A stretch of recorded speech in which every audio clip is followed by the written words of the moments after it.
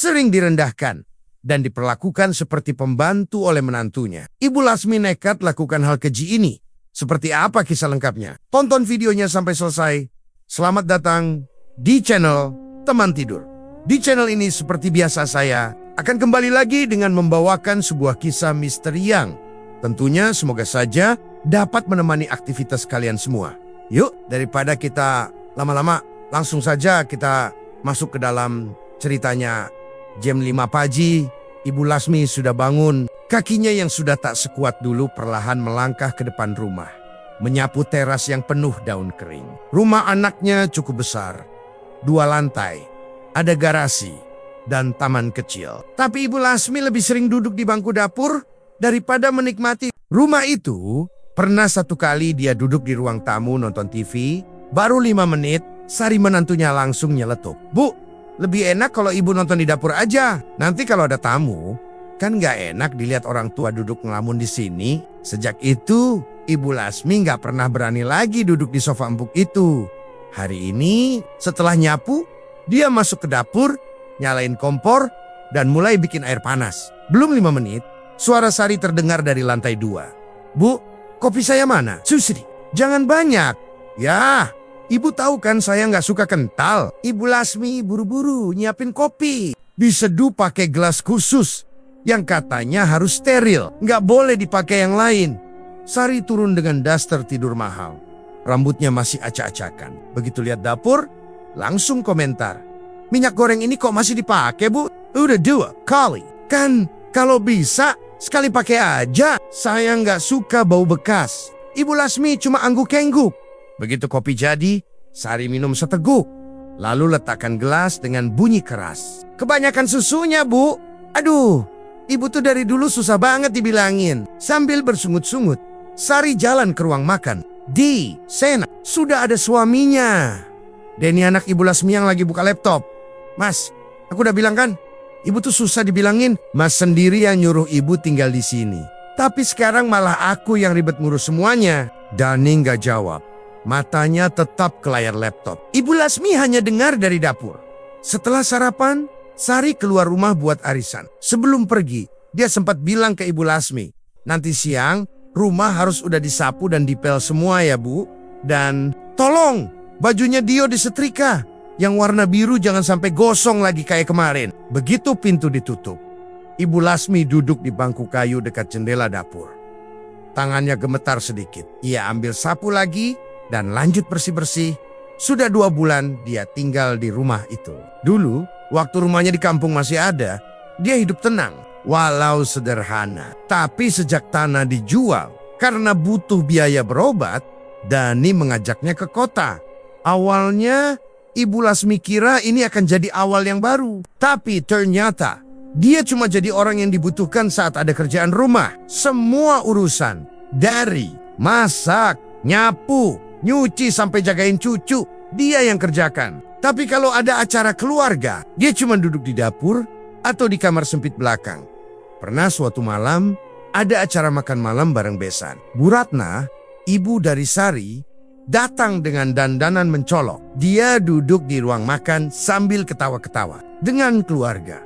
Sari lalu nyamperin ke dapur dan bilang, "Bu, bisa bantu suapin Dio ya? Saya mau nemenin mama ngobrol. Dia nggak suka ditinggal." Ibu Lasmi menurut. Dia duduk di pojok dapur, nyuapin cucunya yang rewel. Dari ruang makan, terdengar suara Bu Ratna. Lasmi masih di dapur? Loh, bukannya dia udah nggak kerja lagi? Udah tua, ya." Lalu terdengar tawa kecil. Sari ikut ketawa. "Iya, Bu, tapi kalau nggak ada dia, siapa yang bantuin? Kan repot." Malam itu, Ibu Lasmi nggak bisa tidur. Dia duduk di ranjang kecilnya di kamar belakang, yang juga dijadikan gudang. Pelan-pelan menarik selimut yang baunya sudah apek. Matanya menatap lenggit-lenggit. Pikirannya jauh. Besoknya, saat sedang nyuci baju, cucunya yang kecil datang dan bilang, "Polos, nenek ini pembantu ya. Kayak Mbak Siti di rumah teman aku." Pertanyaan itu kayak tamparan keras. Tapi Ibu Lasmi cuma senyum. "Nenek bukan pembantu, Nak.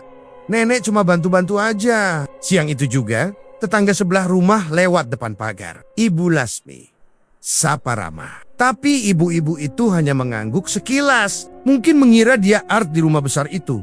Satu-satunya orang yang kadang masih memperhatikannya cuma Pak Satpam depan kompleks. Tiap pagi dia selalu sapa, "Bu Lasmi, sehat? Kapan main ke pos?" Dan setiap kali ditanya begitu, "Ibu Lasmi Kuma." Jawab, "Nanti." Ya, kalau kerjaan di rumah udah kelar, tapi kerjaan itu nggak pernah kelar. Malam itu, setelah semua tidur, Ibu Lasmi duduk di dapur. Dia buka laci kecil, ngeluarin dompet lusuh. Di dalamnya ada foto almarhum suaminya. Ia peluk sebentar, lalu bicara pelan.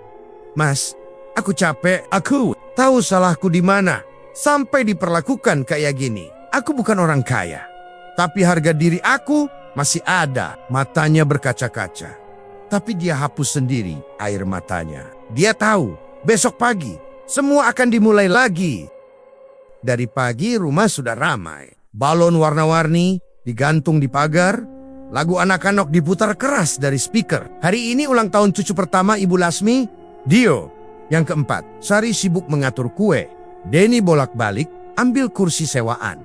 Sementara Ibu Lasmi sudah dari subuh di dapur masak nasi goreng, ayam kecap, dan beberapa lauk lainnya. "Bu, tolong bumbunya jangan kebanyakan garam. Ya, besan saya nggak suka makanan asin," kata Sari dari ruang tengah.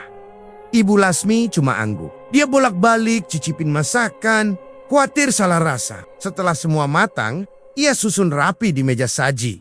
Lalu masuk ke dapur untuk beres-beres panci dan wajan. Menjelang siang, tamu mulai datang. Beberapa tetangga, teman kerja Dani, dan tentu saja keluarga Bu Ratna, besan Ibu Lasmi, datang dengan mobil besar. Mereka turun satu persatu dengan pakaian serba glamor. Bu Ratna pakai kebaya brokat dan perhiasan yang mencolok. Sari langsung nyambut dengan senyum lebar. "Halo Ma, ayo masuk, makanannya udah siap." "Semua masakan rumah sendiri loh," Ibu Lasmi yang dengar dari balik dapur. Cuma diam. Dia tahu itu bukan masakan rumah sendiri seperti yang dibanggakan Sari, tapi hasil tangannya dari subuh tadi. Beberapa menit kemudian, terdengar suara sendok dan piring beradu. Lalu tiba-tiba Sari teriak dari ruang makan, "Bu, ini ayamnya asin banget. Ya Allah, kenapa sih Bu? Lidah saya bisa rusak makan ginian."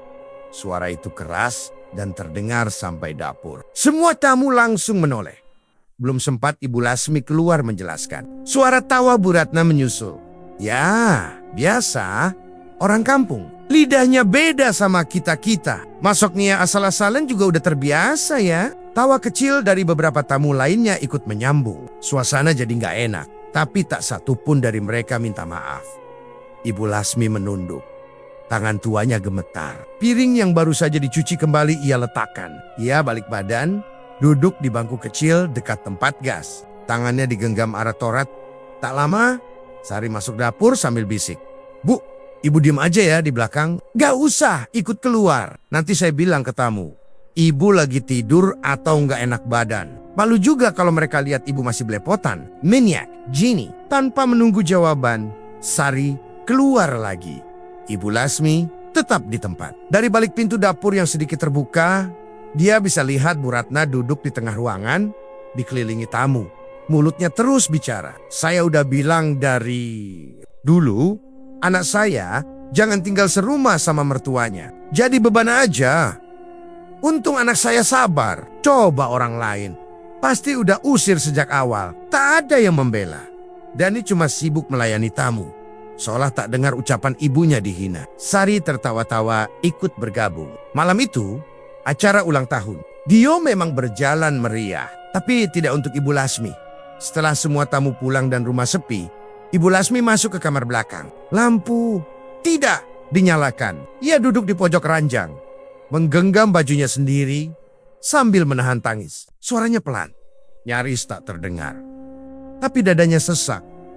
Aku ini siapa buat mereka? Orang tua? Atau cuma pembantu yang dipelihara karena nggak punya rumah lagi? Ia tak tidur malam itu, hanya duduk diam sampai dini hari. Wajah Bu Ratna, suara Sari, dan pandangan meremehkan para tamu terus terbayang di kepalanya. Keesokan paginya, Ibu Lasmi tidak langsung bangun seperti biasa. Ia hanya duduk di ujung tempat tidurnya. Tapi Sari sudah teriak dari dapur. Bu, ini bekas acara semalam tolong diberesin. Ya, nasi sisa dibuang aja. Masakan asin gitu. Siapa juga yang mau makan? Ibu Lasmi berdiri lemas. Tapi tidak menjawab apapun. Saat sedang angkat piring kotor dari meja tamu, tangannya bergetar. Ada rasa yang susah dijelaskan di dadanya. Bukan cuma sedih, tapi semacam dorongan untuk melawan. Hari itu, setelah semua beres, Ibu Lasmi dayem-dayem keluar rumah. Ia bilang ke Sari, kalau mau beli sayur ke warung depan. Tapi langkahnya tidak ke warung, melainkan ke halte bus kecil di ujung kompleks. Ia duduk di sana lama, lalu ambil HP jadul dari dalam tas kainnya. Ia buka kontak lama. Nama yang muncul, Dirman Dukun. Lama tak dikontak, tapi nomornya masih disimpan. Tangannya ragu, tapi kemudian ia pencet tombol hijau. Terdengar suara berat di ujung sana. Halo, IB. Lasmi tak langsung jawab. Suaranya gemetar, tapi akhirnya ia buka suara. Pelan, Kang Dirman. Saya Lasmi, dulu yang suaminya pernah bantu Kang obati anakmu. Masih ingat halah? Ingat Bu, ingat banget. Ada apa Bu? Ibu Lasmi menarik napas panjang, lalu berkata pelan, saya butuh bantuan. Beneran butuh. Langit masih gelap. Waktu bus ekonomi berhenti di depan gapura desa, Ibu Lasmi turun pelan-pelan. Bawa tas kecil dan selendang yang dililit ke pundaknya. Udara kampung masih dingin, beda jauh dengan panas kota. Tapi pikirannya tetap panas. Jendemnya sudah bulat. Dia jalan kaki sejauh hampir 1 kilometer. Lewat jalan setapak di belakang sawah. Sepi, cuma suara jangkrik dan angin yang sesekali bikin daun bergoyang. Tujuannya jelas.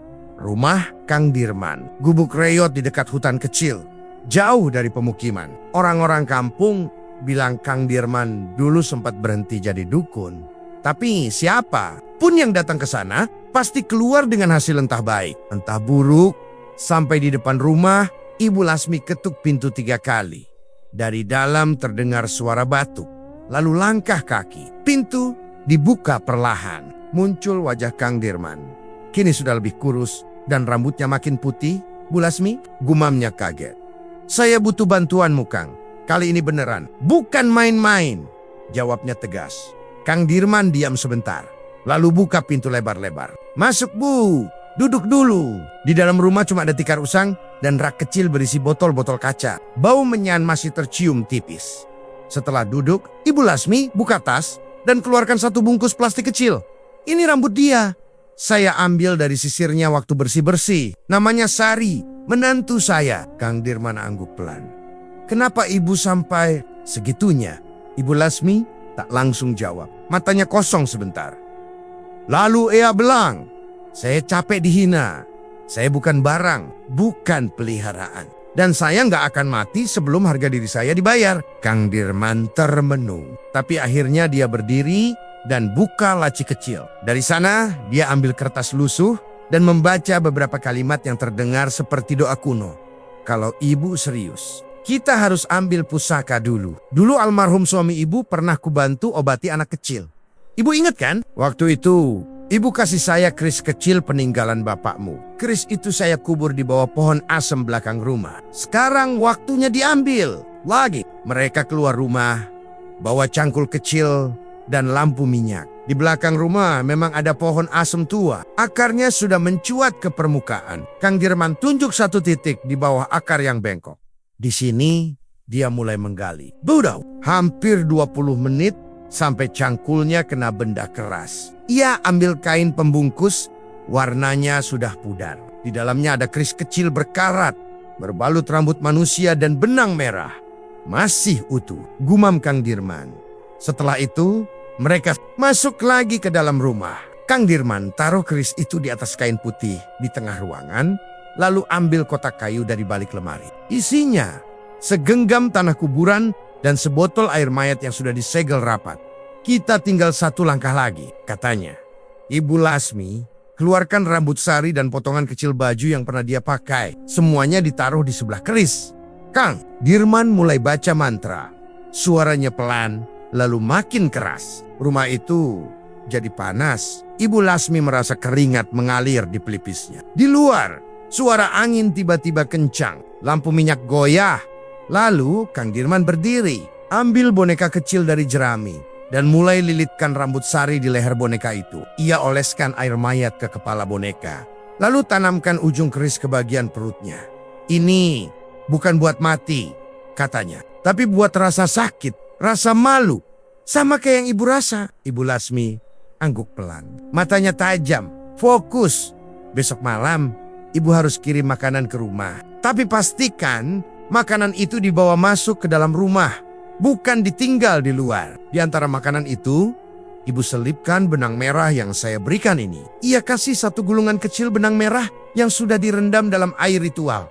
Kalau berhasil, kata Kang Dirman, orang yang nerima akan mulai kena. Bukan cuma sakit badan, tapi hidupnya juga mulai rusak. Ibu Lasmi simpan semua benda yang harus dia bawa, lalu pamit.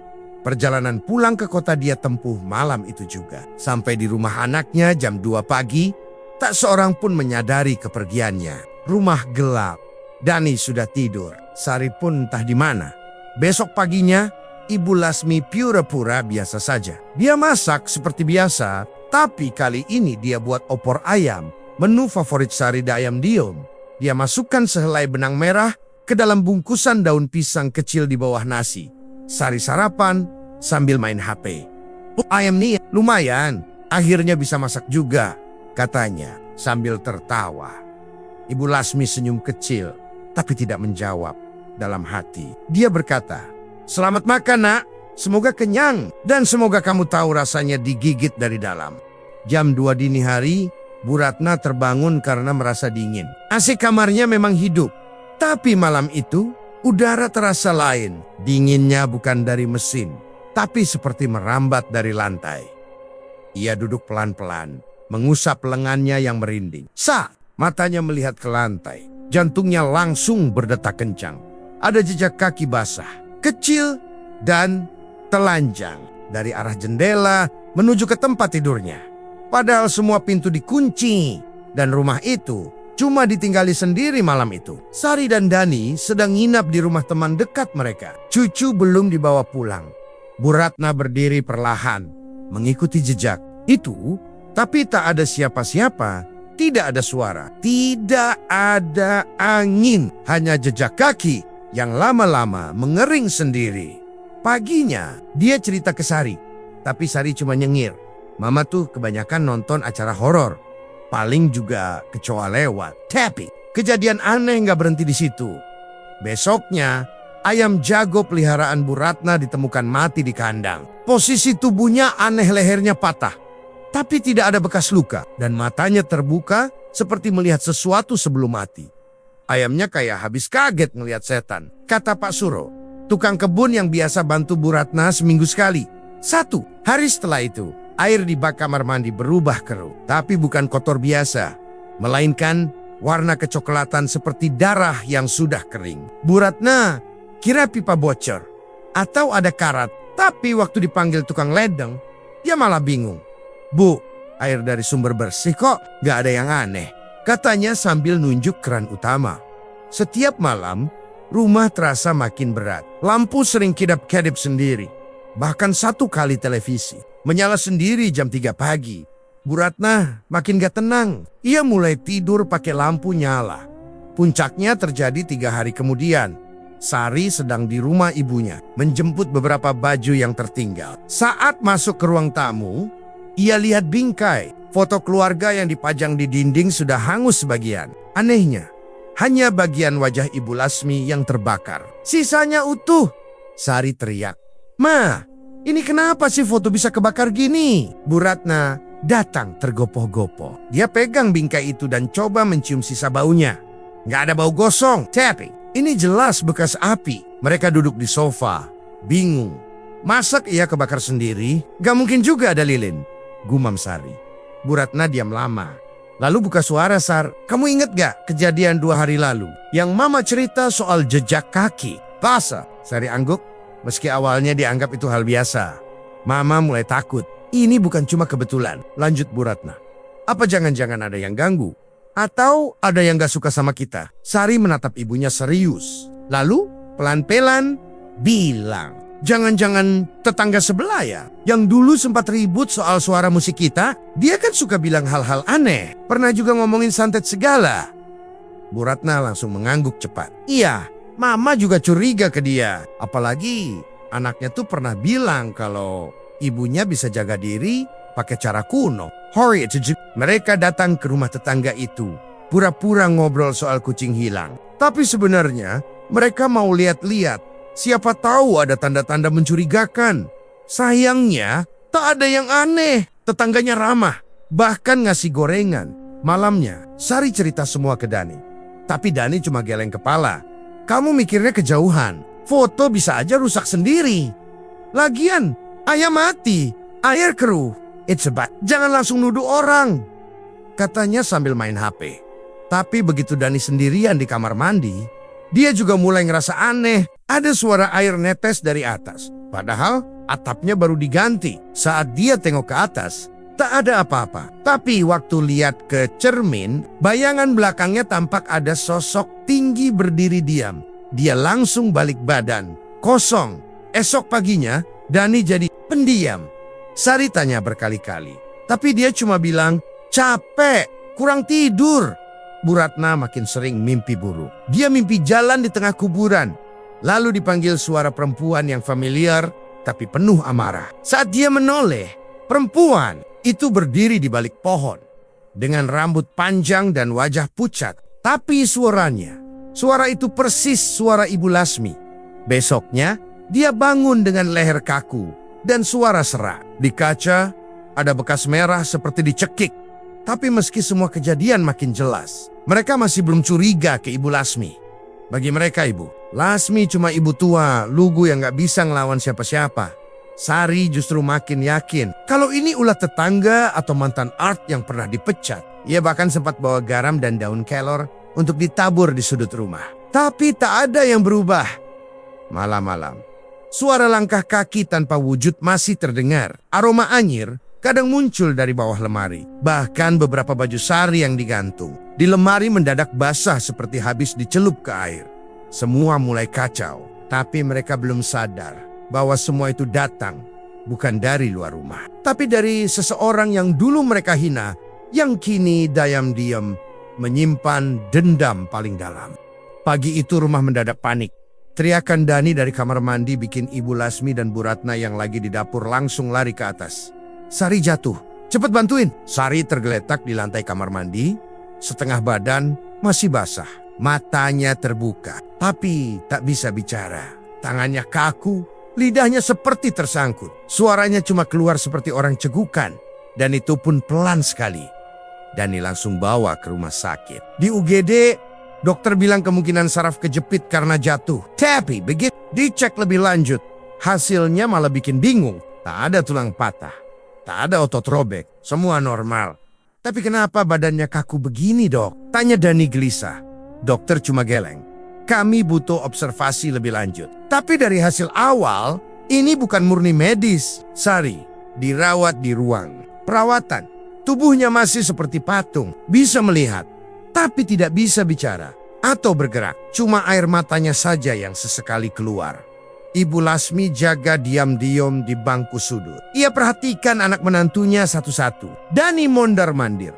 Kayak orang bingung. Bu Ratna tak henti-hentinya menangis. Tapi beberapa jam kemudian, Dani mulai bicara. Mama bener-bener gak pernah bawa apa-apa aneh ke rumah, kan? Bu Ratna menoleh cepat. Maksud kamu yang kayak barang-barang dari orang pinter, misalnya? Atau benda-benda jimat yang Mama taruh diam-diam? Mungkin tanpa sadar bikin energi rumah kacau. Bu Ratna langsung naik nada suaranya. Mas, kamu nuduh Mama bawa celaka ke rumah kamu? Aku cuma nanya, Ma. Sari sakit aneh gini. Rumah kita akhir-akhir ini gak beres. Dan Mama yang paling sering bawa barang-barang aneh masuk rumah. Bu Ratna berdiri, kesal. Gak nyangka kamu bisa ngomong gini. Mama ke rumah kamu buat bantu, malah dibilang bawa sial. Dani gak jawab, tapi raut wajahnya berubah. Sejak kejadian aneh terus-terusan terjadi, pikirannya mulai kacau. Ia butuh seseorang buat disalahkan. Dan yang paling dekat, ya ibunya sendiri. Sore harinya, sebelum pulang dari rumah sakit, Dani panggil Bu Ratna. Ma, mulai besok Mama nggak usah dulu ke rumah ya. Biar aku yang jaga Sari sama Dio. Mama istirahat aja di rumah Mama sendiri. Bu Ratna siak. Kamu inducer Mama. Aku cuma butuh ketenangan, Ma. Sekarang ini keluarga aku lagi nggak stabil. Dan maaf, tapi Mama malah bikin semuanya makin tegang. Bu Ratna nggak terima, tapi dia juga tahu Dani sudah beda. Dia tidak lagi jadi anak lembut. Seperti Abe dan Saryang jadi pusat perhatian, sekarang tak bisa bicara apapun untuk membela ibunya. Hari itu, Bu Ratna pulang naik taksi online. Sepanjang jalan, ia hanya bisa memandangi luar jendela dengan mata merah. Ia belum sadar, semua ini bukan salah Dani, bukan salah rumah. Tapi ada orang yang sejak awal memang ingin mereka hancur dari dalam. Beberapa hari setelah itu, keadaan Sari tak membaik. Badannya tetap kaku, makan harus disuapi. Dokter menyarankan terapi, tapi belum tentu berhasil. Dani mulai stres, mulai terbengkalai. Dan anaknya, Dio, semakin rewel karena ibunya tidak bisa bicara atau menggendongnya. Ibu Lasmi tetap di rumah. Ia jaga semua dari dapur, tapi setiap malam ia berdoa sendiri sambil menatap boneka jerami yang disimpannya di bawah rak bumbu. Boneka itu kini makin hitam, seolah menyerap sesuatu dari tubuh Sari. Satu malam, Ibu Lasmi duduk di kursi kecil di dekat tempat cuci piring. Ia pegang foto lama almarhum suaminya. Pelan-pelan ia bicara sendiri, Mas. Aku nggak pernah minta dihargai. Tapi kalau harga diriku diinjak terus, siapa lagi yang akan jaga? Aku cuma ngasih mereka rasa sakit yang mereka titipin dulu ke aku. Keesokan harinya, ada berita dari rumah Bu Ratna. Salah satu pembantunya bilang, Bu Ratna jatuh pingsan di kamar. Waktu sadar, ia muntah-muntah dan matanya seperti kosong. Dukun kampung dipanggil. Ini bukan penyakit biasa, kata si Dusit. Ada yang main kotor. Bu Ratna bingung, tapi diam-diam dia mulai mikir jangan-jangan memang ada yang benci sama dia dan keluarganya. Tapi siapa? Ibu Lasmi tetap tak dicurigai. Semua orang masih menganggapnya sebagai ibu mertua yang lugu dan baik. Ia tak banyak bicara, tak pernah keluar rumah, dan selalu taat beribadah. Tapi dalam diamnya, ia sedang mengatur langkah demi langkah kehancuran. Sari makin lemah, matanya kini seperti tak punya cahaya. Dani mulai membawa ustadz untuk ruqyah. Tapi setiap kali dibacakan ayat-ayat suci, tubuh Sari kejang dan mulutnya terbuka sedikit, mengeluarkan suara berat seperti orang lain. Pergi, dia yang undang aku. Kalian semua kaget. Bahkan ustadz itu pun mundur pelan. Siapa yang kamu maksud? Tanya ustadz itu tegas. Tapi tubuh Sari kembali diam. Tak ada jawaban. Hari-hari selanjutnya, Dani semakin kalut. Ia mulai tidur di ruang tamu. Takut sendirian di kamar. Setiap malam, Dio terbangun menangis dan bilang, "Ayah, di kamar ada nenek duduk di lemari." Dia marah, tapi Dani tak lihat apa-apa. Ia hanya bisa peluk anaknya dan menenangkan. Sementara itu, Ibu Lasmi tetap menjalankan tugas-tugas rumah tangga seperti biasa. Tapi kini, setiap langkahnya terasa lebih ringan. Ia tak lagi merasa hina. Ia merasa dihormati, meski tak ada yang bilang secara langsung. Tanpa sadar, ia telah membuat keluarga yang dulu merendahkannya saling menjauh, saling kuraga, dan saling meninggalkan. Malam itu rumah sepi. Dani sudah tertidur di ruang tamu. Sari masih terbaring kaku di tempat tidur. Dan Ibu Lasmi duduk di kamar kecilnya sambil merajut benang bekas. Udara terasa lebih dingin dari biasanya. Tiba-tiba dari kamar atas terdengar suara teriakan. Suara tangis anak kecil. Nggak mau. Jangan deket. Ibu Lasmi langsung berdiri dan lari ke atas. Dani pun terbangun dan menyusul. Mereka menemukan Dava berdiri di pojok kamar sambil gemetar. Pucat. Bajunya basah oleh keringat. "Kenapa, Nak?" tanya Dani panik. Dava menunjuk ke atas lemari. Tadi ada nenek duduk di situ. Mukanya berdarah, matanya merah. Dia manggil-manggil aku. Katanya, "Sini Dava, ikut nenek." Ibu Lasmi terdiam. Jantungnya berdegup kencang. Tangannya gemetar tanpa sebab. Dani coba menenangkan. "Anaknya, itu cuma mimpi, Nak. Udah, tidur lagi. Ayah temenin." Tapi Dava tidak mau. Ia terus menangis dan akhirnya ketiduran di pelukan ayahnya karena kelelahan. Ibu Lasmi kembali ke kamarnya. Tapi malam itu dia tidak bisa tidur. Kata-kata cucunya itu terus terngiang. Nenek berdarah, mata merah, duduk di atas lemari. Padahal dalam ritual terakhir, dia tidak pernah menyebut nama cucunya. Tapi kenapa roh jahat itu justru muncul di hadapan anak kecil itu? Besoknya, Dava mendadak demam tinggi. Tubuhnya panas dingin dan matanya sayu. Dani membawa ke dokter. Tapi hasilnya nihil. Tidak ada infeksi, tidak ada tanda penyakit serius. Cuma panas biasa, Mas, kata dokter. Tapi malamnya Dava kembali mengigau. Mulutnya komat kamit sendiri. Matanya setengah terbuka. Suaranya berat. Bukan suara anak kecil. Aku nggak mau ikut. Jangan tarik aku. Tolong. Dani panik. Ibu Lasmi juga mulai gelisah. Tengah malam, tubuh Dava kejang. Badannya seperti ditarik-tarik oleh sesuatu yang tidak terlihat. Dani berteriak, "Bu, tolong, Dava kejang!" Ibu Lasmi masuk kamar dan melihat cucunya terbaring di lantai. Menggigit lidah sendiri. Tubuhnya seperti dihantam petir. Air liur bercampur darah keluar. Dari mulutny.sat itu juga. Ibu Lasmi langsung sadar. Ini bukan efek sakit biasa. Ini efek dari santet. Tapi kenapa bisa ke cucunya sendiri? Setelah Dava reda dan tertidur lemas, Ibu Lasmi diam-diam ambil ponselnya. Ia cari nama lama di kontak.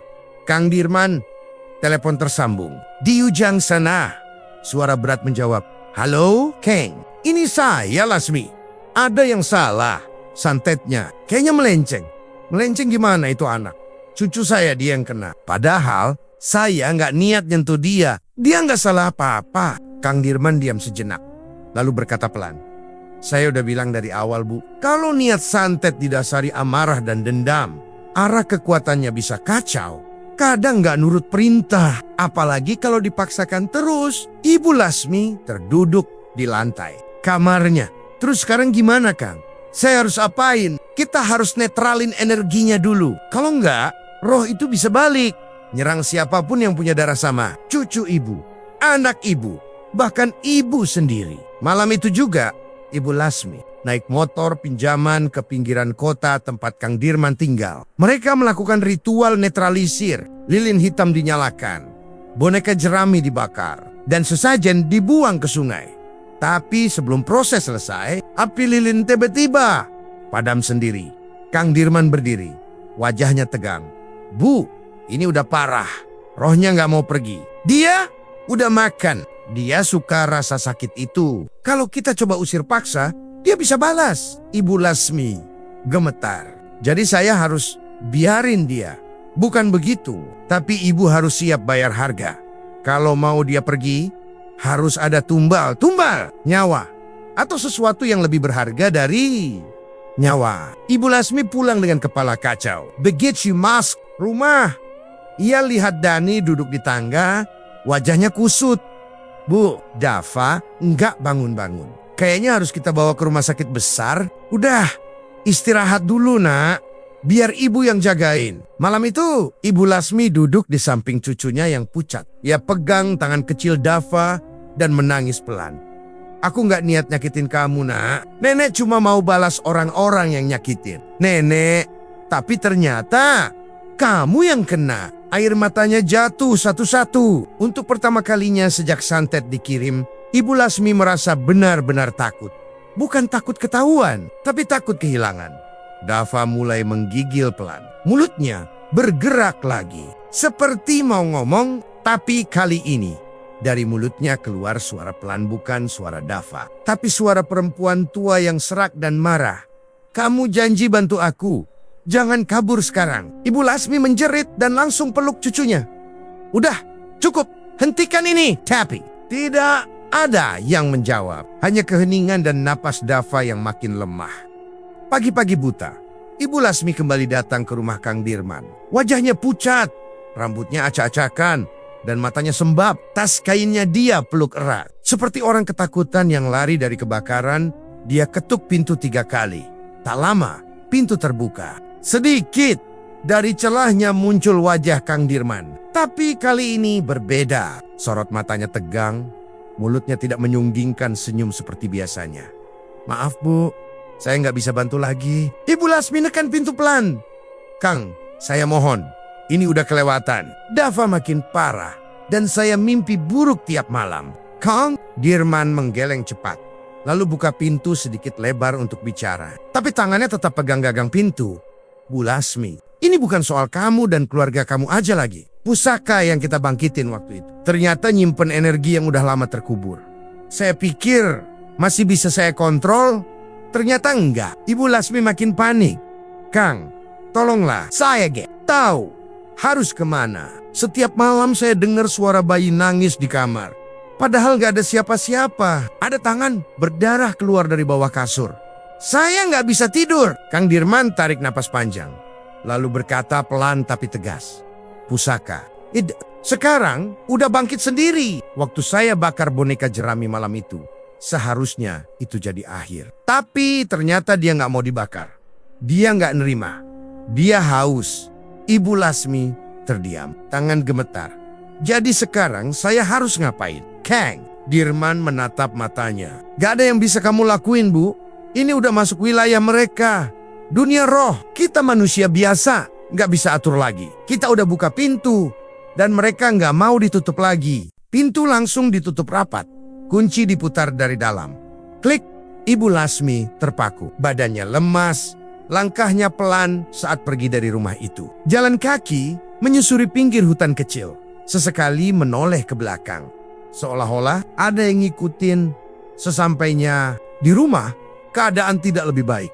Dani makin stres, Dava masih lemas. Bahkan sekarang lebih sering tidur dari biasanya. Sari tetap kaku, seperti tubuhnya tak lagi berpenghuni. Malam harinya saat Ibu Lasmi mau tidur, ia dengar suara lirih dari belek. Suara bayi menangis. Bukan Dava. Ini tangisan yang serak dan nadanya seperti menuntut. Bukan minta susu, tapi seperti minta dibebaskan dari sesuatu. Ia buka pintu kamar. Tak ada siapa-siapa.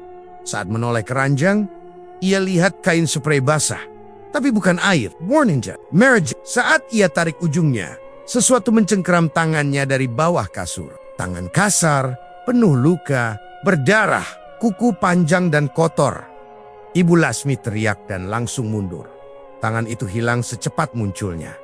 Ia duduk di lantai, menangis pelan. Ya Allah, saya cuma pengen harga diri saya dikembalikan. Saya gak begini. Paginya, ia coba ceritakan semuanya ke Dani.